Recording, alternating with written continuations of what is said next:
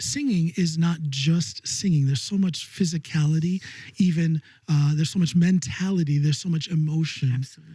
And all of these things are connected. So the method that you use to teach just puts one in touch with all of those different aspects, the physical, the mental. I think of it as the sport of singing. Ah, very good. Yeah. So yeah. I really would get all my Well students walking to get the breath going. Some of the breathing exercises we would do to do It's it very while physical, you're walking, and also, I mean, it doesn't mean like fast walking or running. That's different. Then you're getting out of breath, and that's a whole other story.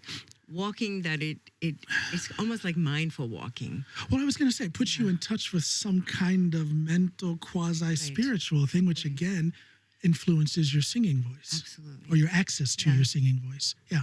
Am I right? So, you know, and with the Alexander work, partly understanding the actual physics of how the voice works. And I mean, I took regular singing lessons before, and one time a teacher that was really expensive when I was a really poor student in New York, he basically told me I was a hopeless case.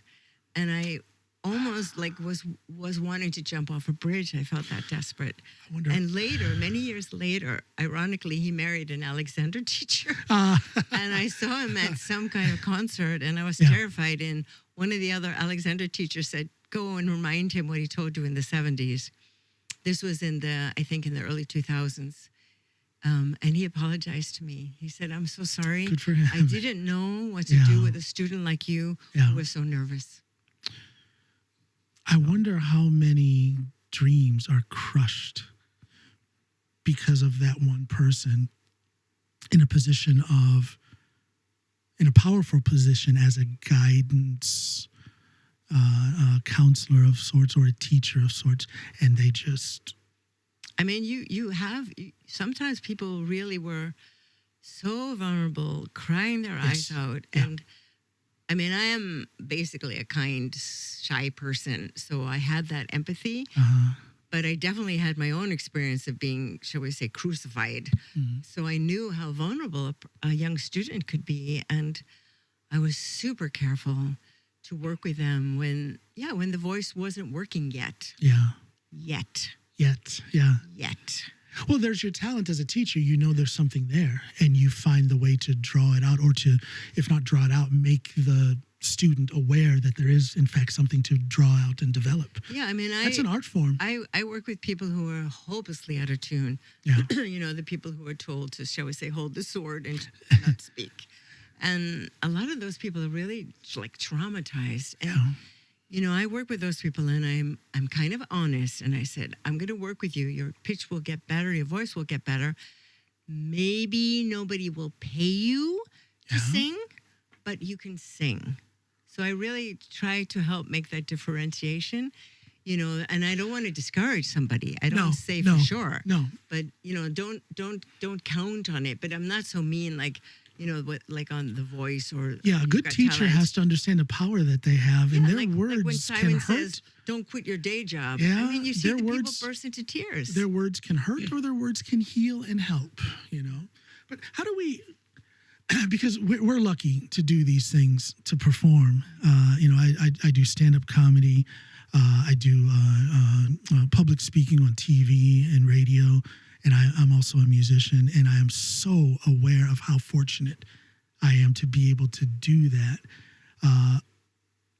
It's humbling. Yeah. And there's also something strange about it, because you've said a couple of times that you're also very shy.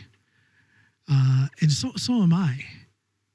How do we do these things when we are so shy? What is that? That's a little strange, isn't it? We become someone else. We become the persona. Okay. Yeah. Because the shyness, I think, is our protection. It's like we have some treasures inside. Yeah. I don't know about you, but my parents were not so eager to see my treasures inside. So I learned at a young age to sort of protect them. Okay. And hide them. Yeah. Yeah. So often when I have a student that seems to be very shy, I kind of know.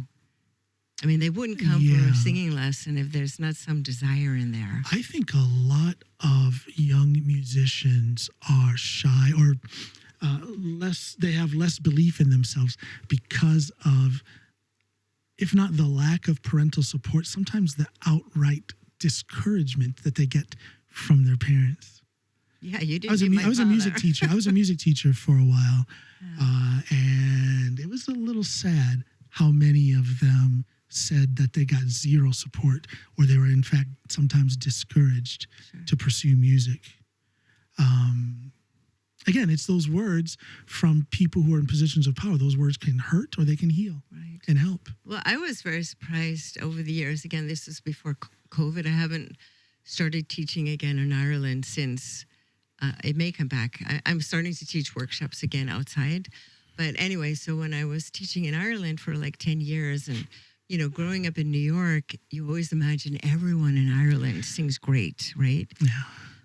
Because they just have it in their culture. And for me, I hear the speaking voice and I start thinking, well, of course know, I can sing. Such a beautiful tone. Accent, and, yeah, they're such a beautiful just, tone. So I was very surprised when a lot of people came to my workshops, and I would work with them, and they would. I do it in a very not shaming way, but in front of the group, where I work with somebody where they're singing in front of the group, and we really come into that stuff. The terror, let's call it. Yeah. And I work with them, and it's like the baptism of fire. We're going to get through it. And so many would tell the story of the nun that would shame them and tell them to shut up. And I was like, really? I tell you that I think that stops a lot of potentially successful musicians from even getting started. Yeah. Stuff like that. That hurts. Yeah, my first published book called Pandora Learns to Sing, which is some of my journey through my own fear, partly with Alexander Technique, therapy, and stuff. Let me, before I forget, I should have done this at the beginning. You're mentioning these books that you've written. You can get these things at her website, DeborahJean.com, and you will see the writing. I will write it in the description of this episode, which you can see on YouTube or in the descriptions on Spotify, Apple Podcasts, Google Podcasts. I will put her website in there. Or you can get my music, and I have another book coming out in the spring. But anyway, the book that is already out, Pandora Learns to Sing. I forgot. I'm such a terrible host. I interrupted you. It's okay. It's okay. That's my 70 years. Little senior moment, of just, in any case, coming from a place of fear into a place of love. Yes. Where my fear of standing in front of people thinking they're going to shoot me into being so in love with the music coming through me, I just can't help but share it. Yeah. And that's the difference. Yeah.